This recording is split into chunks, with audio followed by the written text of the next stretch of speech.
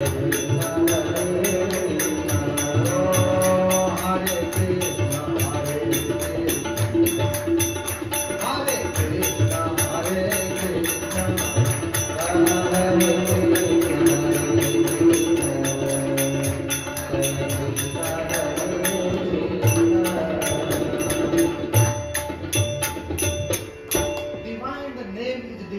Thought असं म्हटलंय.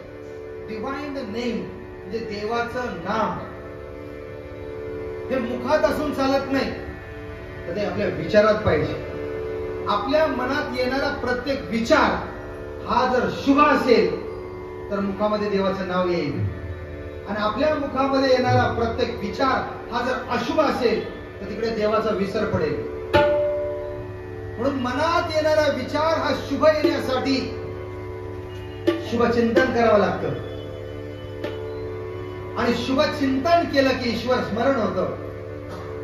शुभ चिंतन केलं की ईश्वर स्मरण होतं. शुभ चिंतन आणि ईश्वर स्मरण यात रंगलेलं मन हे देवाच्या चरणी स्थिर होतं, लक्षात ठेवा. आणि म्हणून आजचा हा पहिला दिवस शुभचिंतन आणि ईश्वर स्मरण करता करता, आजचा हा पहिला दिवस आपण संपन्न केलेला आहे.